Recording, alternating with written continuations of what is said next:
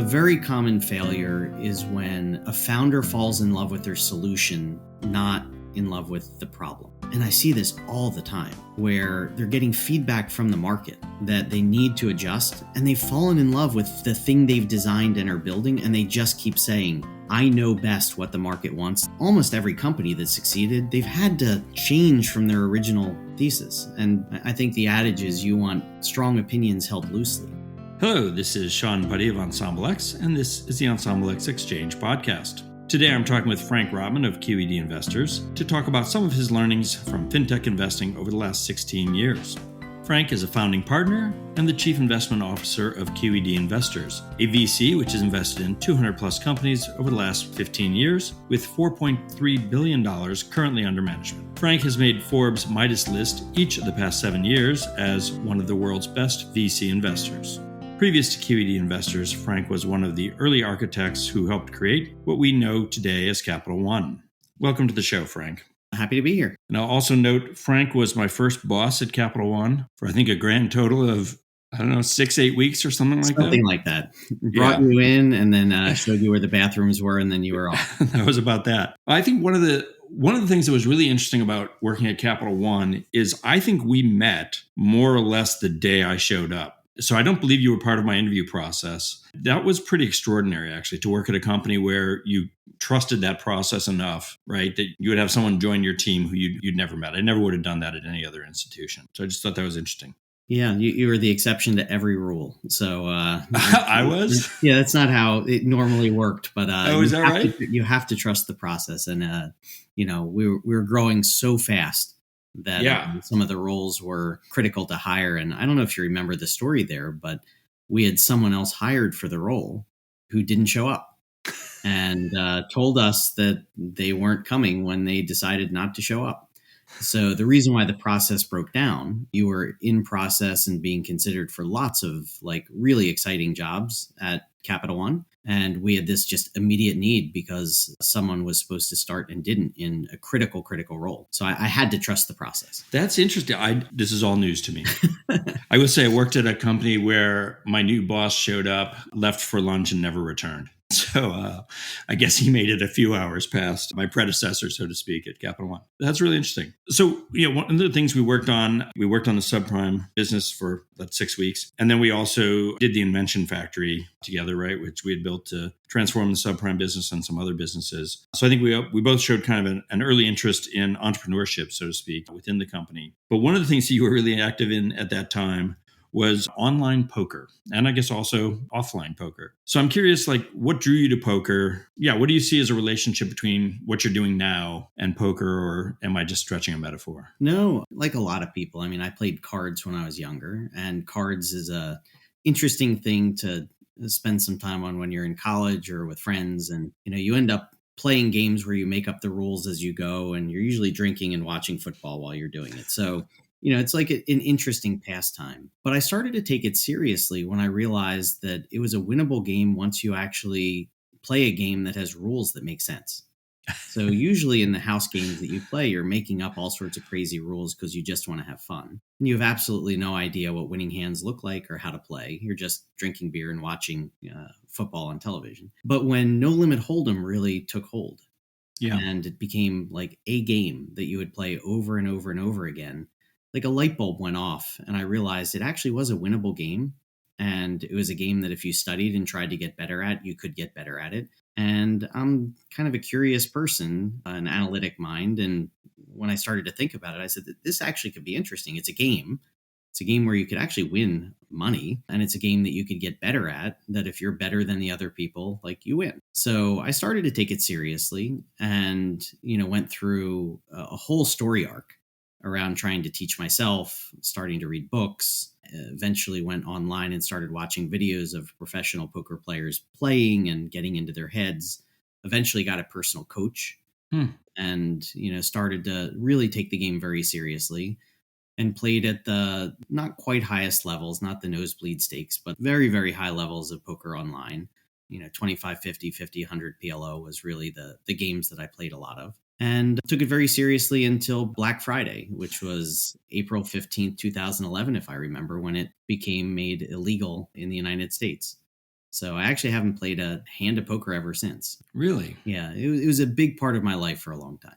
Yeah, I mean, I think what's interesting about it is, chess, obviously a really complex game, deterministic, should be solved within a couple of years, right? There's just a limited number of options, and it's basically a very evolved version of Connect Four in a sense. And that's what's great about poker is the randomness actually, I think, makes it more interesting. The personalities, everything involved is The fascinating. parallel to investing, you have to be input focused in poker. You can't be output focused. And it's something that I think a lot of venture capitalists do wrong. A lot of investors do wrong. They focus on the outputs and they say, if I make money, it was a good investment. If I don't make money, it was a bad investment. Yep. But you can't always control the outputs. There's a whole journey that goes along with building a company from a thesis to seeing if the team can get a product out of the ground and, just playing it along. And the question is, was your thesis right? Did you make the right moves along the way? Did you give the right advice? Did the founder make the right moves based on what they saw in the market? And you have to be input focused because the output isn't 100% in your control. So there are too many investors who I think aren't honest with themselves. They end up with great outcomes that they got incredibly lucky, Right. which is part of, hanging around the hoop long enough to get lucky, having a big enough luck surface area is important. But to be pure, either you invested in it for a particular reason and that reason came true and your thesis was correct, or you weren't. And the good investments are the ones where, you were by and large right. You're not precisely right, but you were by and large right. And if you do that enough times, you'll win. Yeah, but there is all that randomness in individual hands, if you will, that you're dealt. That's great. So take me back. When you started QED, I think it was 4 of you. It was Nigel Caribou Honig who came from Capital One as well. So Nigel, Caribou, and myself. So it was 3 of us. And Pippa. Let's not forget Pippa. That's right. And I think you were called 227 Cameron or something like that, which was the address. No, we were at 311 Cameron. Okay. We didn't really have a name while we figured things out. And it actually took us a little while to kind of make an inside joke, which was really QED, which I don't know if you remember from the Capital One days, but, we would talk about, did you QED the analysis? Which meant really, did you prove it? Yeah. Right. And, we felt like if we were going to tackle this venture capital game, we were going to do it in a way that we were familiar, and it was about proving things. It was about trying to run the experiments and see if you're right or wrong and helping founders be disciplined. So for us, it was like a little inside joke to say we should be QED investors because we're going to challenge the founders to really prove things out. That's awesome. And so what are the factors that maybe you thought were interesting or important at the time that maybe now you don't value as much? So I think I've learned a lot over the years. And I think some of the biggest mistakes that we made in the early days, we found that we were intrigued by the idea of investing, but we had never done it before. Right. So it's not a surprise that when you come across venture capitalists who have done this before, there are a lot of big personalities. You've met lots and lots of VCs, like a lot of big personalities, a lot of people who speak with certainty about things that really you shouldn't be certain about. And we came across these big personalities and we said, well, they know what they're doing in terms of investing. Like we can probably help the companies if it's in our domain. So let them do the actual underwriting and finding companies and talking to founders. And then we'll just trust their underwrite and then we'll join them. Like we'll tuck ourselves into their rounds and we'll, help on the back end. And the reason why they would invite us to the game is because we could be helpful. And it didn't take long before you figured out most of them didn't actually know what they were doing when it came to underwriting these very technical financial services businesses that now we call fintechs. So you almost had to abandon the fact that if they came to you with a company and a term sheet, like you can't assume they knew what they were talking about. You couldn't assume that it was actually the right company or a good company to invest in. So we had to start doing primary underwriting and we had to step up our game about being the lead in a lot of these term sheets because we wanted to be a lead in the boardroom as well. Because another thing we found is that in the boardrooms, this is not an exaggeration, but half the time or more, our job was to tell them to ignore the advice of some of the other people around the table. And the only way you can do that is if you're also writing a check and you're a prominent person around the table and you take a bit more of a lead role. Yeah. So one of the things we talked about a couple weeks ago is the limitations of the committee approach to investing. So back then there were 3 of you on the investment committee. I assume the investment committee is larger now. What are the advantages and limitations of that committee approach? Yeah, I mean, we've actually, not a surprise, evolved over the past 16, almost 17 years where we've tried lots of different things. There's one theory that says the more eyes that look at something, the more advice you get. And if more eyes like something, the better you are, right? Because we have smart people that we've assembled with different experiences. There's another theory, which I think we're much more in the camp of now, which says the way you make money is by finding something that is non-consensus and then being right. And the more non-consensus something is, the harder it is to get through a committee. Right. The more eyes there are, the more it's easy to see the flaws in something, but it's hard to see the possibilities. Right. The error of omission is more important than the error of inclusion. Right. So it's about finding those outliers that everyone else says you're a little bit crazy and getting in early enough and being a believer. So I think we're in the camp now that smaller is better than bigger in terms of number of eyes on things, but you still need more than one. Right. Like in order to do the work and have, someone who's challenging you to say, like, have you thought through the entire thesis and the team and done your work? Because you can get caught up in the excitement of the deal. The art of deal making is actually the fun part of the job. You really do get caught up in it. So you need someone to ground you. Yeah. So a second or third set of eyes. But your point, if you have whatever committee of 11, and I've presented to plenty of committees of 9, 10, 11. Yeah. You're just basically working your way back to the average view through that. Yeah, which, by the way, can work quite well if a company is mature. Like if you're dealing with a private equity deal where you know what the company is and the role they play in an ecosystem, you're investing in a spreadsheet at some point. Right. And some projections and figuring out what outcomes will look like. But when it's a completely like unformed company, when you're dealing with early stage companies, I mean, a lot of things have to go right. And most of them, if you actually put odds on them, are going to go wrong. So you need someone who's going to believe in that story and the team. And again, how many people will believe in a crazy idea? You can probably get 2 or 3 to believe in it. But getting like 10 or 12 people to believe in something, it can actually be hard if it's out there on the edge. Yeah. Well, speaking of threes, then, you did a very interesting post on the 3-body problem, which was a problem I hadn't heard of until your post. But I really liked the metaphor. Can you kind of explain that quickly and talk about how that applies to the VC landscape and in particular on how QED is viewing the world? Yeah. So, I mean, if you go back to the history of venture capital, I mean, it actually is a very small asset class. It's gotten bigger, but the history of it was this niche, very small asset class where you had very few VCs that were raising small amounts of money to take founders that had crazy ideas and invest in them to do, industry changing things, right? I mean, it's the most basic form of venture capital. If you think about Sand Hill Road and you think about like the origins, there only were a couple firms. They all talked to each other and they all knew each other. And there only were a few companies and they all went to Sand Hill Road because that's where the money was. There wasn't really much of a matching problem, right? Like you knew who to go to and, you had to be a little bit crazy to be a founder because the odds were stacked so far against you that there weren't that many of them. Fast forward to today and like the industry has gotten a lot larger. You now have multiple cycles of generational companies being built that then spin out the talent. You've now built infrastructure so that building a startup is much easier than it's ever been before, right? Like you're not crazy to actually be part of a startup. In fact, you might be crazy to not be part of a startup if you actually think about where things are heading. So you've had this Cambrian explosion of talented founders like entering the market, but you've also had a Cambrian explosion of money, right? And when you put that with a Cambrian explosion of VCs, right, that have to deploy that money, you have a real matching problem now. Interesting. Right. So you have 2 very large bodies and you have 1 small body. And the large bodies are the LP base, right? All of this money around the world that's looking for alpha, looking for investing in the next big thing. And then you have all of the startups, the founders, with all of these ideas that have yet to be uncovered and de-risked. And the LPs don't go directly to the founders. Like that would be a ridiculous matching problem. Right. What happens is you have this smaller ecosystem in the middle of VCs that are meant to be the asset allocators, right? The deployers of capital. And they really have a product, and the product needs to work for both of the big bodies. In order to be in a stable point, which is really where the analogy comes from, they need to have a product that works for both of the other ecosystems. So you need a product that works for the LPs, right? And they have their own returns and duration, and they're looking for very particular things.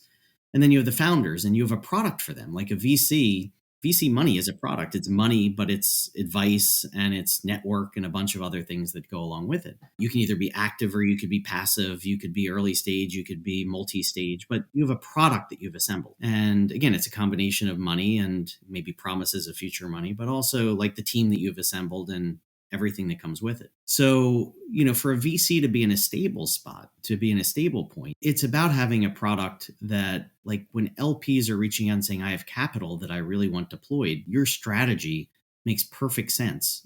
And I want to allocate some of the money to you as an asset allocator. And that identical product actually plays in the marketplace, not just as one of many, but to be the first choice for whoever the founders are or the segment is that you want to tackle. Then you actually are in a stable point. And the reason why it's not just one of many, you have to be the first pick, is because this is a hits game, right? Like, it's a game where only the right-hand tail of the right-hand tail ends up producing big outcomes. Right. So you don't want to be in anyone's exhaust. If you're in the exhaust of Sequoia, what is the quality of that deal flow? It doesn't mean there aren't good deals to be had. Sequoia is not perfect, but do you want to be in the exhaust of all of the tier one firms? Are you going to produce outsized returns that then enables you to raise more capital in the future so that you can then deploy it into the top tier companies? So, like, you need a strategy that's going to work for both parties. And I would say, by and large, the main point of the piece that I wrote is there are stable points that work, but most VCs actually don't fall in a stable point. And you're actually seeing some of that unwind in the industry today. Yeah, so they haven't found their spot. I mean, it sounds an awful lot like credit adverse selection, right? You don't want to be downstream of other lenders. You're seeing all of the money get sucked up by a very select set of firms. And that's a statement, right? That from an LP standpoint, they have a product that the LPs want. And if you look at the track records of a lot of these venture firms, and if you look at the individual track records of the partners underneath, if they are in the right place, hunting in the right, sectors and the right ideas, the right founder pools, they're going to just constantly produce great returns. I mean, Sequoia is Sequoia because Sequoia is Sequoia. I mean, you really have to get into that virtuous cycle. Yeah.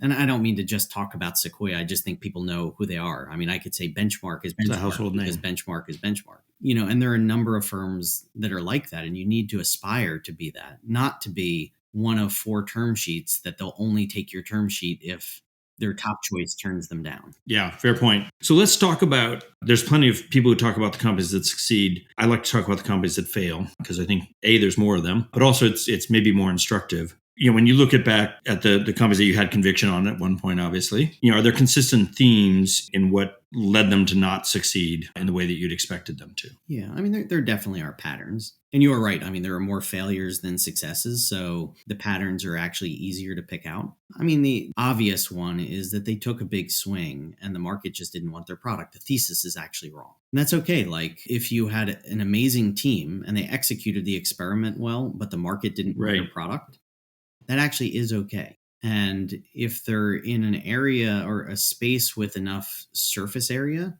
they're going to take a couple swings at it, right? And they're going to kind of morph and they're going to try to figure out if they were kind of right and they needed to adapt a little bit in order to find product market fit. But there are times that just the answer is no. You had an idea, the market didn't want it. Mr. Market always wins, and that's that. So I don't believe what some prominent founders, who I will not name, but there are a couple of them out there that say, if you just keep trying and you don't give up, you'll eventually succeed. Like, that's just not true.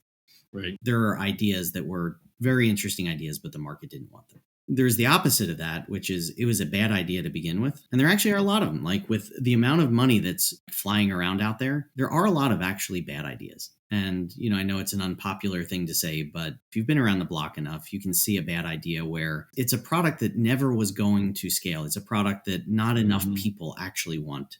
And you could sense that in advance. And in fact, some of the funniest failures in Silicon Valley, they were solving for like themselves, and there weren't a lot of people like themselves. Yeah. You've got to ask yourself, will someone in Akron, Ohio want this product? Not will someone in Silicon Valley that's a 22-year-old tech person working for a company. If you solve for too narrow a niche, you're not going to build a company.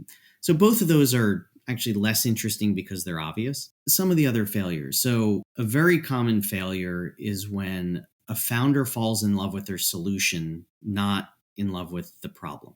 And I see this all the time where they're getting feedback from the market that they need to adjust, and they've fallen in love with the thing they've designed and are building. And they just keep saying, I know best what the market wants. I designed this perfect thing and I've been talking about it to everyone. My identity is now wrapped up in this thing. I'm right.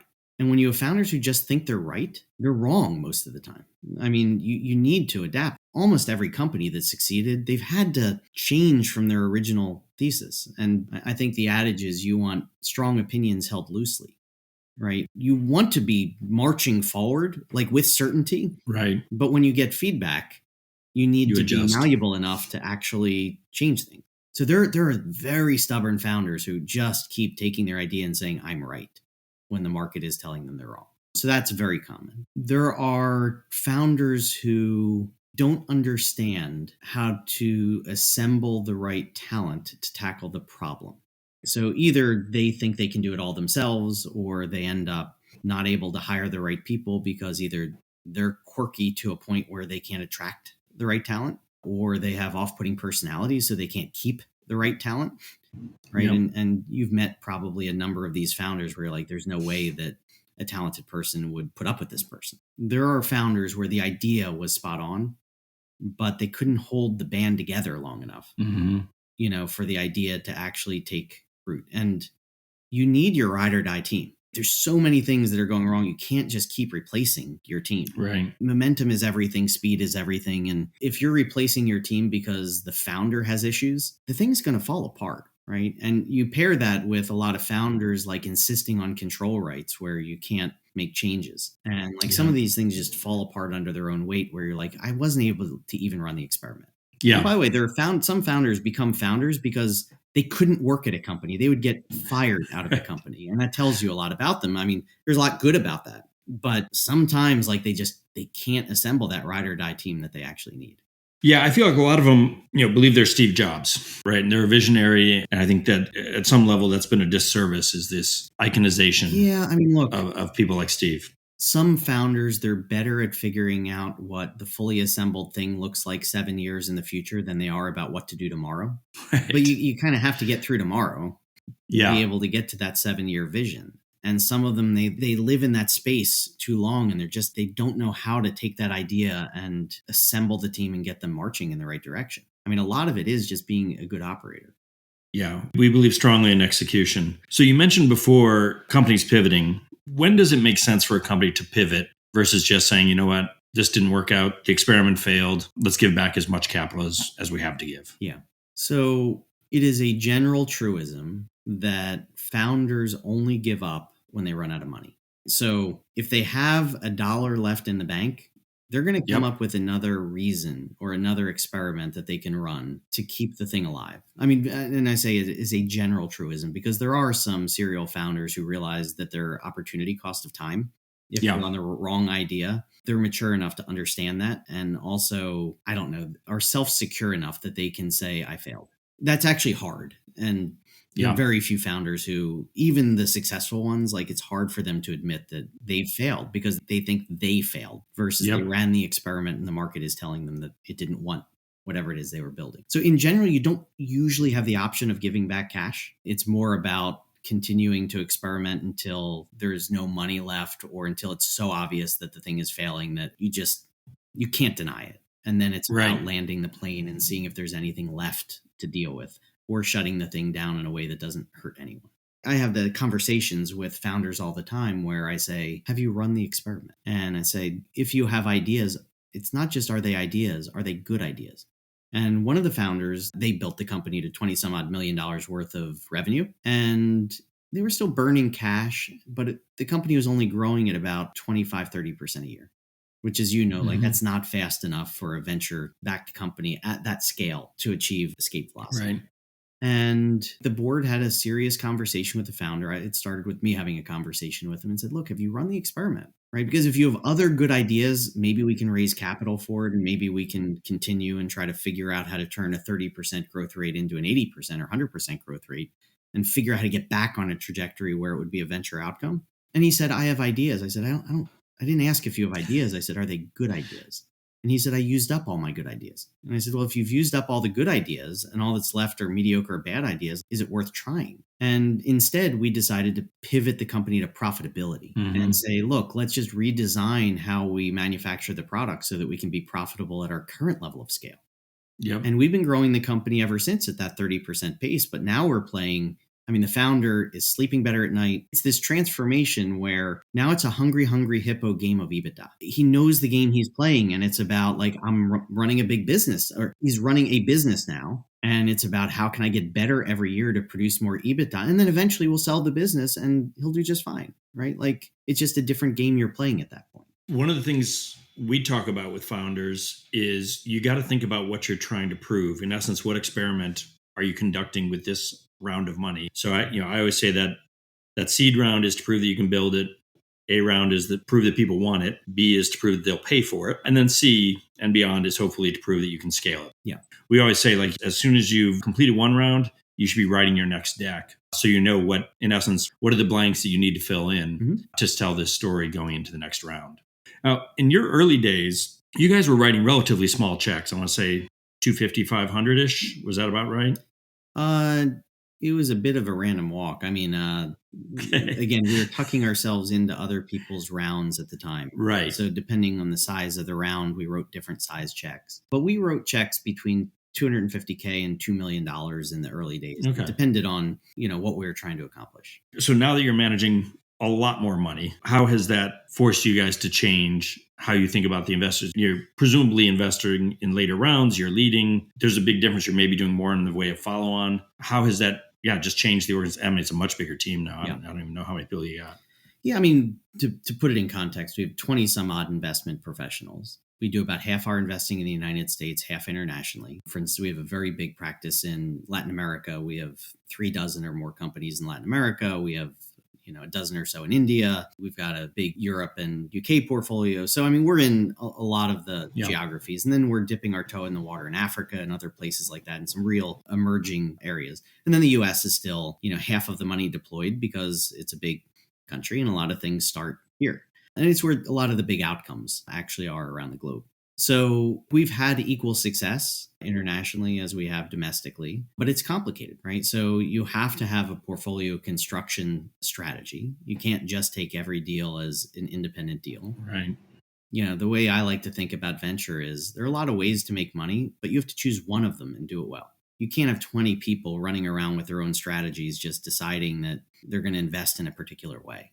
You've got to pick one and figure out how to design a portfolio that gives you the best chance of success, not for any individual investment to be the driver of success or failure. So we've been very thoughtful. As a firm in the US, we tend to center around the Series A, maybe even mature A. Depending on market conditions, that fluxes.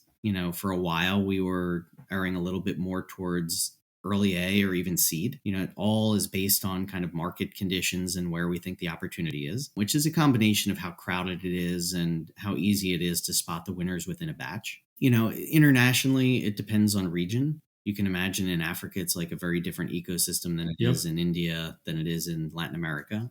So every country manager has their own idea about where the sweet spot is in that market. But by and large, we lead. By and large, we are the biggest check into whatever round that we are writing a check into. We take board seats. We try to get involved before the story is written. Now, we also do have a growth fund, and that's different. 2/3 of the growth fund, 3/4 of the growth fund hunts our own portfolio. But there are deals that we write that are outside of our portfolio. And there, the story is much more written, as you can imagine. But by and large, we like to get involved while things are being figured out. It's just, I don't know. It's I won't say less interesting to get involved later. It's just different capital. It's a different way of kinking the curve on outcomes. And we find that it's hard to be a consigliere to a founder if they already have like 7 VCs around the table and they've already figured a lot of things out. So you've already answered my next question in a sense, which is the U.S. played out in fintech? And obviously, if half your money is going into the U.S., you don't think so. As you referenced before, it wasn't a term 15 years ago. When I started Zest AI, nobody was saying fintech, right? That term has come around. It feels like a lot has been tried. Why isn't it done? Why hasn't it all just played out? Yeah. So, the beauty of, let's start by saying generalists in the VC world are more common than specialists. And that's because most of the money is made when there's some disruption in an industry and there's some new S curve that's playing out. And then a bunch of companies are like created based on that new S curve. Like things don't just come out of the blue. I mean, they do every once in a while. But I mean, if you're looking for trends and where you can, spot a good number of winners, it's because something is happening. By and large, incumbents are not dumb. They might be slow and they might, have problems doing new things, but they're not dumb. And that means that like something has to happen, some catalyst, and that catalyst drives opportunity. And usually the incumbents are just slower to get to the opportunity than the startups. And that's why you can fund a bunch of things. So generalists like looking for these S curves and they move around, to find the winners because it could come from anywhere. The new S curve could be, right now it's AI, and before it could have been crypto. And if you're talking like Fintech, there was a whole mobile adoption and putting banks on phones. There are things that were happening that created the S curves for different verticals. But a lot of generalists, they like being able to pop around for, trying to spot these new trends, so that they could become experts and then hopefully fund those companies. Yep. The reason why Fintech is interesting as a subvertical is because the things that underlie Fintech and banking, like they're not going away. They're necessary products. These aren't nice to have products. They're necessary products. Mm-hmm. So if they're necessary, then every time there's a new technology, there's going to be a new way of delivering those products and services. And it's not like all the friction is gone. There's still a ton of friction and there's a ton of regulation and things are changing all of the time. But, think about storage of money. We have to store money, right? Movement of money. We're moving money to do just about everything you want to do in life. Right? Yep. And there are different places for it to go and different ways for you to move that money. You have the borrowing of money, lending of money. There are always things that people want to buy that they don't have the money for today. And financing has always been a big business. There's the investing of capital. If you have extra money, like what do you do with that extra money, right? You want it to earn a return. That isn't going to change either. And then the transference of risk, which is insurance. There are things in life where if a bad event occurs, you can't afford it or you don't want to. You want to pool that risk and like insurance is going to be there. And then you have the whole back office and infrastructure and technology that kind of powers these things. And then you have new trends like fraud. Why does fraud matter? Well, it's because people attack banks and banking products because that's where all the money is, right? And if that's where the money is, what is the joke? You rob a bank because that's where the money is, right? Like those Jesse James, yep. So these things aren't going to change. They're essential. And therefore, like every new technology wave is going to affect banking. And therefore, you don't have to look for look for what's happening. Every time something happens, it will affect fintech or banking, financial services, whatever umbrella you want to put around this. Yeah. So I think we have fertile ground. And especially if you look at some of the emerging countries, right? Like a lot of them, they're still in the world of access. Yeah. I mean, we've spent some time in Brazil and actually probably half of Latin America at this point in time. What seemed to wake people up down there was Nubank. Yeah. Right. Nubank became a unicorn and all of a sudden people were like, oh my God, you can make money in Latin America. So what is it that you guys saw in Nubank in the Brazilian market that preceded what everybody else eventually saw in Brazil? Yeah, so I wish I could say that we were prescient on this one. Because, I mean, if I'm honest, like if you looked at Latin America at the time that we invested in Nubank, which was, the very, very, very earliest stages, and I'll tell a little bit of that story. Investing in Latin America was a very risky thing, and people were looking at us like we were a little bit crazy. But the reality is there's a story here where I personally knew the founder, as did Nigel. We had gotten to know him incredibly well. I got to know him when he was an investing professional at General Atlantic. Mm-hmm. And in the early days of QED, like Nigel was an operating, not a partner there, but an operating advisor, to General Atlantic. And I was flying around with them in South and Central America looking at a bunch of fintech deals or banking deals because they needed a set of eyes that had a bit more expertise. So when we were tucking ourselves into deals, like General Atlantic was one of the firms that we were very close to. And I got to know Pete Velez really well. And everywhere that we went in Latin America, he kept coming back to this theme where he said, someone is going to build a credit card company in Brazil and it's going to be gangbusters. And he knew the market. He knew the opportunity. He complained because he lived in Brazil about the quality of the cards that he had and the policies they had and how much they charged him and the fact that he didn't have a mobile app and he was traveling a lot. And if he was delinquent by one day, like they would charge him 4% for paying one day late. And then he couldn't even pay remotely. Everything seemed completely broken. We said, look, if you find the company, we'll be with you. We know how to build a credit card company. Like if there's one thing we knew how to do, it was build a credit card company. Been there. But there wasn't one. And he ended up leaving General Atlantic to go to Stanford, went to Stanford, got his MBA. And when he came out, he went to Sequoia.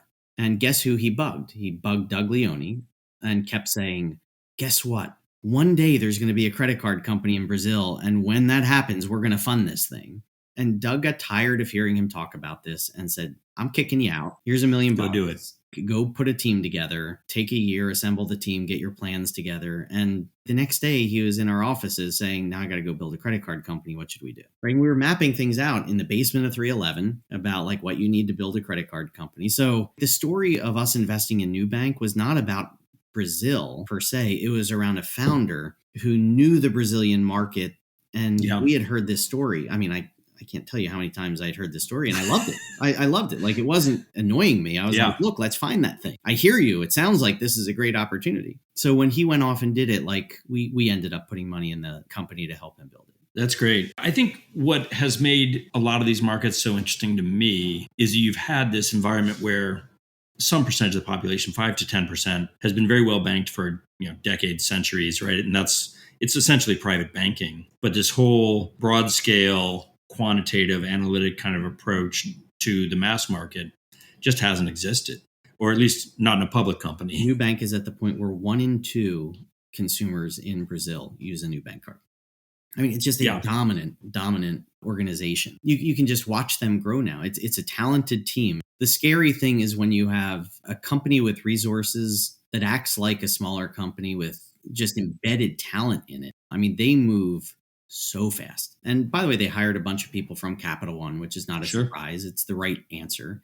And the people who have been at both organizations, like they love Capital One and the training there, but they say Nubank actually moves fast. Yeah. It's apples and oranges. Yeah. I mean, it's a different time for Capital One than it was when we were there 20-ish years ago. All right. So I'll exit here on the obligatory AI questions. Will AI eat underwriting? And if not, where will it have a real impact over kind of the next 5 years? So, I mean, AI is something I've been thinking about for 30 plus years. It's what I went to college and studied, and like the theory behind everything has always been there. And now we finally have data pools that are large enough and we have compute, to actually do the things that were dreamed of, 30 plus years ago. So it's actually pretty exciting to see things come together. I don't think a lot of the people who are out there understand how a lot of this stuff works, and they feel like they're actually investing in software companies, and they're not. They're actually investing in hardware companies. When you're investing in compute, you're investing in hardware. And I don't think people understand the margins associated with that and how it works and how you have to price this, the curves of compute and how all of that works. But I'll put that aside. There is something going on here. This is the next S curve. Part of the problem with it being the next S curve, it's actually an obvious one. It's like staring everyone in the face. And the way you make money in venture is to take non-obvious, non-consensus ideas and then be right. Like everything in AI right now is consensus. So everything's being bid up. Lots of teams are being formed around the exact same ideas. Yep. It's actually a pretty hard hunting grounds. Within fintech, you mentioned underwriting. Underwriting is a highly regulated thing.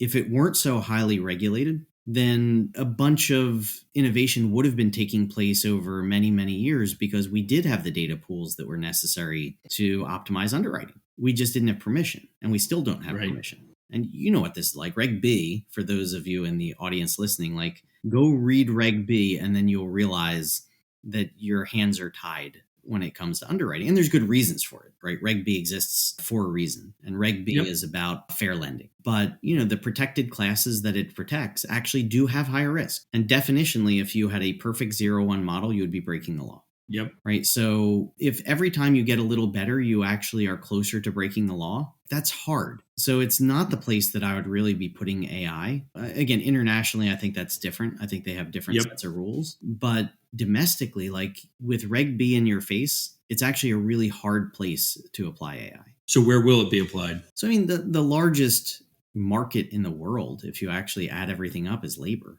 AI is attacking labor head on. Yeah. And in banks, there's a lot of labor, and a lot of the labor is doing mundane tasks. Some of it is as simple as like things that are in spreadsheets and adding numbers and, ticking and tying things. A lot of like back office and accounting. And you've got a bunch of people in professions that a lot of it is pretty mundane. Yep. But then you also have a bunch of frontline individuals interacting directly with consumers. And technology is still very new in the space, but it's advancing very rapidly. The early evidence is that most consumers would actually prefer to interact with an AI agent than with a human being because they're more patient. They give you more exact answers, no runaround. They can be trained to have very specific personalities. They can have a specific bedside manner. So, attacking labor within banking is absolutely going to be a thing. And I've written a fair bit about this. If anybody does want to look, you can find the stuff on my Twitter feed. But I think labor is probably one of the easiest places to attack because the banks will approve it. Like they will find a way to get approval to have AI agents replace people. When it comes to advanced activities like giving financial advice, I just think the banks are reluctant because the regulators are going to be looking at them and asking about how these decisions are being made. And eventually the banks will get there. And in fact, there always is an arbitrage opportunity because startups are willing to take more risk than the banks are. Right. So I think you're going to see AI in some of these like gray areas. And they're gray not because they're illegal or they're doing bad things. They're gray because when people are breathing down your neck and you have lots of customers, and if the regulators get angry with you, it could hurt your core business. You're just more conservative. Yeah, when we started Zest AI, Zest Finance at the time, everybody else we talked to about machine learning underwriting is like, well, it's illegal or you can't understand it. We're like, we can definitely solve the latter. And we had to work a lot with regulators to make sure that they were comfortable with why these tools can work. But to your point, these are not generative models, right? These are supervised learning. We can explain what every variable is doing within the model, and we would eliminate every variable that you couldn't explain. So we were living within both the spirit and the letter of Reg B. Well, thanks, Frank, so much for joining me today. So you can follow Ensemble X and Frank Rotman on LinkedIn. Frank is also on Twitter at Fintech Junkie. You can also visit EnsembleX.com, and you can find the Ensemble X Exchange podcast on all major platforms. Thanks for joining, Frank. Happy to. Thank you for listening.